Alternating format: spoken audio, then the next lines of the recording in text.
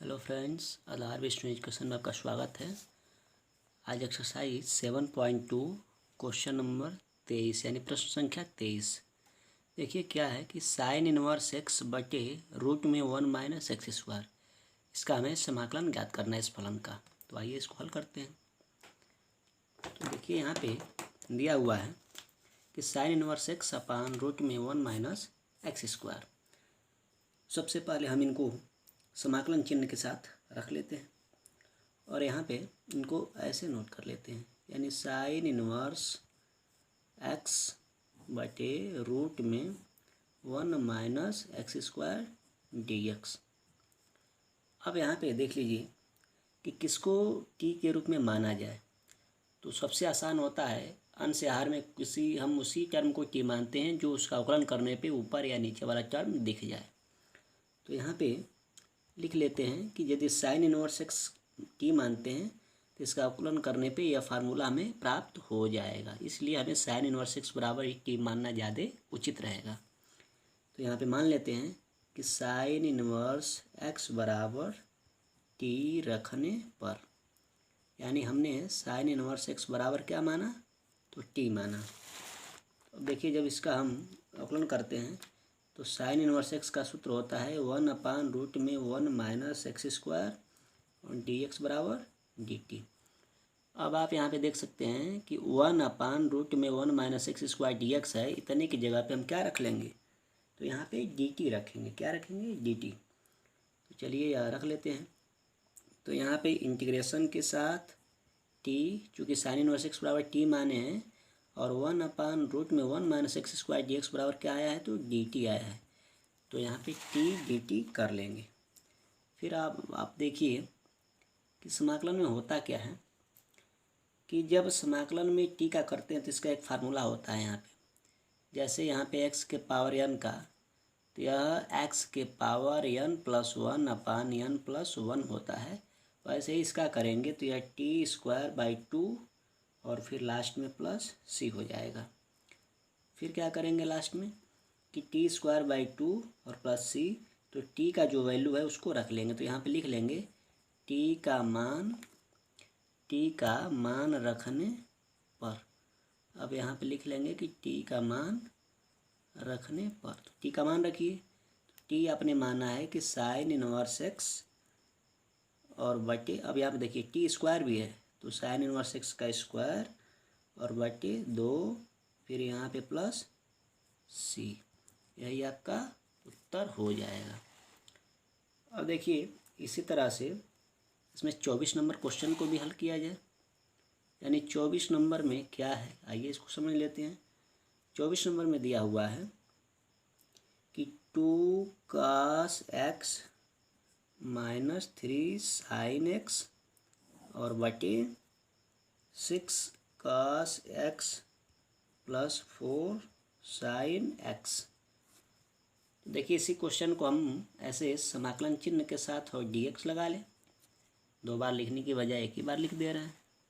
अब देखिए यहाँ पे क्या करेंगे, यदि हम नीचे या ऊपर वाले टर्म में से किसी एक को यदि t मान रहे हैं तो यहाँ पे t मानने के पहले यह सोचना होगा कि ऊपर या नीचे वाला टर्म अवकलन करने पे मिल जाना चाहिए, और यदि नहीं मिल रहा है तो कुछ इसमें जोड़ना घटाना या कॉमन लेने की प्रक्रिया होती है, उसको फॉलो करते हैं। तो फिर क्या करेंगे, आइए देखते हैं। तो ऊपर 2 है, यहाँ पे 3 है, यहाँ पे 6 है, यहाँ पे 4 है। इसका मतलब यदि हम थोड़ा सा इसमें कॉमन के बारे में सोचें तो ज़्यादा आसानी हो जाएगी। तो देखिए इसमें हम क्या करेंगे कि सबसे पहले हम कॉमन ले लें। तो कॉमन लेंगे तो यानी हर वाले टर्म में से हम 2 कॉमन ले सकते हैं। तो जब 2 कॉमन ले लेंगे तो यह हो जाएगा 2 cos x minus 3 sin x। या ऊपर वाला तो ऐसे ही रहेगा, कुछ भी बदलाव नहीं होगा। और नीचे वाले में हो जाएगा यह 3 cos x फिर प्लस 2 sin x और यह dx। अब यहाँ से यदि आप t माने तो आसान हो जाएगा। तो आइए सबसे पहले देखिए किसको t मानते हैं। तो यहाँ पे हम यदि t मान लें किसको, तो यदि 2 sin x plus 3 cos x या 3 cos x plus 2 sin x को यदि t माने तो हमें अवकलन करने पे यह प्राप्त हो जाना चाहिए।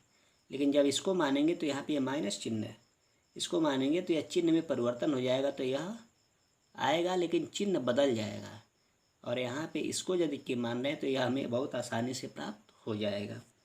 देखिए इसमें क्या मानेंगे कि 2 sin x plus 3 cos x बराबर टी, हम यहाँ मान ले रहे हैं, यानी टी रखने पर।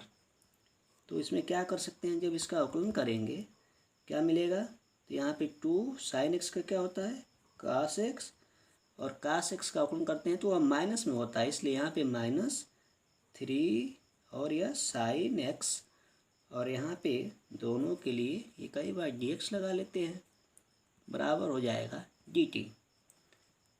यानी इतने टर्म की जगह हम क्या लिखेंगे, तो dt लिखेंगे। तो आप ऊपर देख सकते हैं कि 2 cos x minus 3 sin x, और यह dx बराबर क्या लिखेंगे, कई बार dt लिखेंगे। और यहाँ पे जब dt नोट कर लेंगे तो यह इतने टर्म को क्या माने हैं, तो t माने हैं, तो यहाँ पे लिख सकते हैं t और dt के रूप में। चलिए इसको भी नोट कर लेते हैं। तो यानी यहाँ पे है 1/2, फिर यह dt और बटे t, तो 1/2 ऐसे ही रहेगा। और ये इस टाइप का, यानी 1/t क्या होता है, तो log t होता है, तो log t और प्लस c। फिर क्या करेंगे कि अब यहाँ पे 1/2 log और t का जो मान है उसको रख लेते हैं, तो t क्या माने हैं 2 sin x plus 3 cos x, फिर लास्ट में अचर पद आपका है c, स्वेच्छाचार नियतांक। तो इस तरह से हमने 24 नंबर क्वेश्चन को भी हल कर लिया। अब आइए देखते हैं फिर आगे वाले क्वेश्चन को। अगला क्वेश्चन क्या है, तो अगले क्वेश्चन को यहाँ पे देखिए दिया हुआ है कि 1/cos स्क्वायर एक्स, कोष्टक में 1 - tan x का होल स्क्वायर। तो इसको यहाँ पे नोट कर लेते हैं और फिर इसको हल किया जाए। तो यहाँ पे देखिए, यानी 25 नंबर में क्या है कि 1 फिर cos स्क्वायर एक्स, फिर 1 - tan x का होल स्क्वायर। अब यहाँ पे इस क्वेश्चन को हम समाकलन चिन्ह के साथ भी लिख लें, तो यहाँ पे हो जाएगा 1/cos square x 1 - tan x का होल स्क्वायर और dx। अब देखिए फ्रेंड्स, यहाँ पे यदि हम इसको या इसको यदि t के रूप में मानने का प्रयास करें तो यह ऊपर वाला टर्म कुछ दिख नहीं रहा है, इसलिए इसको t मानने के पहले कुछ इसमें सुधार कर लें। देखिए सुधार कैसे करेंगे कि 1/cos स्क्वायर क्या होता है, तो sec स्क्वायर होता है, तो यह ऊपर हम sec स्क्वायर x बना लें और नीचे यह वैसे ही रहने दें, क्योंकि यह होल स्क्वायर में है और यह dx है। अब आप देखिए कितना आसान हो गया। अब यदि t भी आप माने तो बहुत आसान हो गया। अब यहाँ पे आप मान सकते हैं कि 1 - tan x बराबर t। तो जब इसका अवकलन करेंगे तो यह 1 का अवकलन में यानी dx 1 यानी अचर पद 0 हो जाता है। tan x का होता है sec स्क्वायर x और यह dx बराबर dt। यानी अब इसको क्या करेंगे तो यहाँ पे sec स्क्वायर एक्स dx बराबर हम dt रखेंगे। तो यहाँ पे देखिए sec स्क्वायर एक्स dx बराबर यानी dt रख लेंगे, बस एक अंतर रहेगा कि अब पहले माइनस लग जाएगा। तो चलिए इसको रखते हैं, तो यहाँ पे हो जाएगा -1/, और देखिए यह क्या है, यानी यह t माने है ना, तो यह 1/t और यह स्क्वायर है तो स्क्वायर और dt, यानी यह हो जाएगा माइनस समाकलन चिन्ह के साथ t पे -2 और dt। फिर इसको हल करेंगे तो क्या मिलेगा, तो यहाँ पे देखिए जब इसको हल करेंगे तो एक फार्मूला आप जानते हैं समाकलन में x के पावर n का, x के पावर n + 1 बटे n + 1 होता है और लास्ट में प्लस c रख लेते हैं। तो वैसे ही इसका जब करेंगे तो यह हो जाएगा माइनस, फिर t पे -2 + 1 और नीचे -2 + 1 और प्लस c। फिर जब और छोटा करेंगे तो क्या मिल जाएगा, तो यहाँ पे माइनस टी पे -1 और नीचे हो जाएगा -1 प्लस सी। फिर और यदि छोटा करेंगे तो क्या प्राप्त होगा, तो देखिए यह जब टी पे -1 है तो यह नीचे आएगा और यह माइनस माइनस से कैंसिल हो जाएगा, तो यानी 1/t और प्लस सी। अब आप एक चीज़ और समझ सकते हैं, जब यह 1/t प्लस सी है तो यहाँ पे t का मान रख लेते हैं। तो t का मान रखेंगे तो क्या मिलेगा, देखिए यहाँ पे t का मान रखने से यह प्राप्त हो जाएगा, यानी t माने हैं आप 1/1 माइनस tan x और प्लस सी, यानी जो t माने हैं वह आपका कंप्लीट हो जाएगा। तो यही हमारा रिजल्ट हो गया। हमें उम्मीद है कि यह आपको समझ में आ गया होगा। ऐसे ही चलते हैं 26 नंबर क्वेश्चन को हल कर लेते हैं।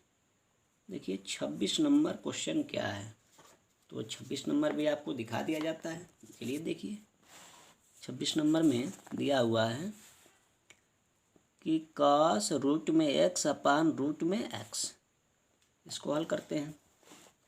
तो यहाँ पे सबसे पहले इसको हम इकाई बार समाकलन में ही नोट कर लेते हैं। cos रूट में x और पूरे का बटे रूट में x और dx। अब देखिए यहाँ पे, चूँकि यहाँ पे यदि कुछ मान रहे हैं तो किसको माना जाए, तो यदि रूट में x को t माने तो dx dt कुछ मिल जाएगा हमें। तो आइए देखते हैं यहाँ पे रूट में x बराबर t, जब यह हम t मान लेते हैं तो फिर जब इसका अवकलन करेंगे तो अवकलन में जानते हैं ना कि x के पावर यह 1/2 के रूप का होगा। तो यहाँ पे जब उसका करेंगे तो यह मिल जाएगा 1/2 फिर रूट में x फिर dx और ये बराबर dt। चूँकि इस टाइप का हम पीछे पहले किए भी हैं, और यदि आपको समझना भी है तो चलिए इसके बारे में कुछ समझा भी देते हैं कि इसका अवकलन करते हैं तो इतना कैसे आता है। तो यहाँ पे आप पहले रफ में समझ लीजिए कि यदि रूट में x आप t माने थे तो इसका अवकलन करेंगे तो dx x के पावर 1/2 इक्वल टू, अब यहाँ पे जब इसको हल करेंगे तो यह हो जाएगा 1/2 x पे 1/2 -1, फिर 1/2 x पे हो जाएगा -1/2, तो यह 1/2 रहेगा और x पे जब -1/2 होता है तो यह नीचे आ जाएगा, तो x पे 1/2 हो जाएगा। फिर देखिए जब यह नीचे आएगा तो 1/2 और 1/x के पावर 1/2 का मतलब कि यह रूट में हो गया x, तो यह 1/2 और रूट में x, यही आपको प्राप्त होता है।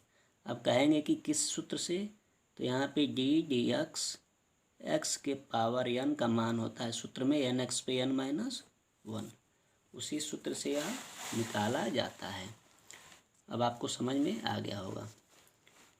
तो आइए देखते हैं फिर अब क्या करेंगे। यहाँ पे जब हम इसको dt के रूप में मान लिए तो बस यह मान को, जैसे मान लीजिए 1/रूट में x dx बराबर जब करेंगे तो यह 2 इधर चला जाएगा, यानी 2 dt हो जाएगा। तो अब इसी चीज़ को हम यहाँ पे रख लेते हैं, यानी 2, फिर अब देखिए यहाँ पे कास है तो कास, और यह रूट x को क्या माने थे t, और फिर क्या माने हैं यहाँ पे, तो यहाँ पे t के साथ dt और यहाँ रख लेंगे। तो यहाँ पे देखिए 2 रहेगा और कास t का समाकलन में साइन t होता है और प्लस c रख लेंगे। अब 2 साइन और t का मान क्या माने हैं, तो रूट में x और प्लस c, यहाँ पे यही आपका रिजल्ट हो जाएगा।